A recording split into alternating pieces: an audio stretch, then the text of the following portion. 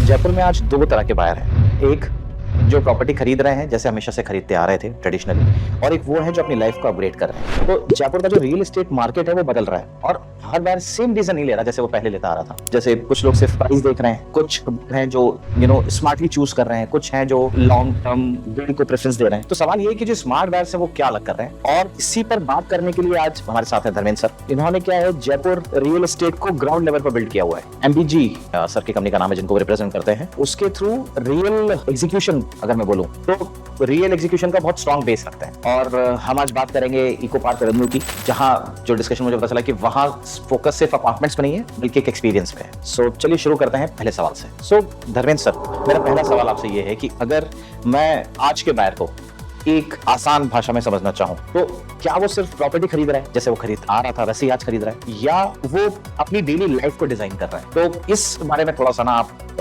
बताइए कि क्या डिफरेंस आया है आज के बायर में। देखिए, ऑनेस्टली बोलूं तो आज का बायर पहले से बिल्कुल अलग सोच लेके आता है। पहले होम बायर एक बेसिक नेसेसिटी थी, लोग आज बस एक जगह होती थी जहां पे वो सेटल हो गए, लेकिन आज का सिनेरियो पूरी तरह बदल गया है। आज का बायर जब किसी प्रोजेक्ट में जाता है तो सिर्फ वॉल्स और रूम्स को नहीं देखता है, वो अपनी जिंदगी को उस स्पेस में इमेजिन करता है।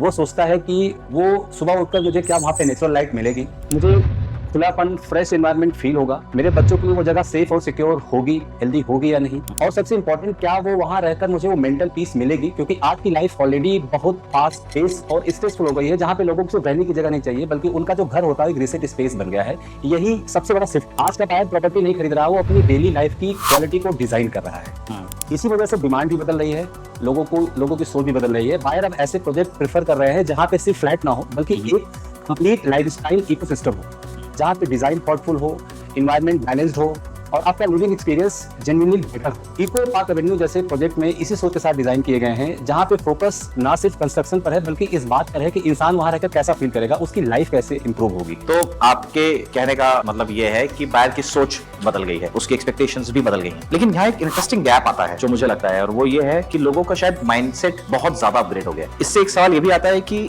भले ही माइंडसेट अपग्रेड हो गया बट क्या डिसीजन लेने का तरीका अभी भी पुराना है या वो भी अपग्रेड हुआ है, और या फिर लोग अभी भी वही गलतियां कर रहे हैं? सो अगले सवाल में इस सबसे बड़े ट्रुथ को समझेंगे।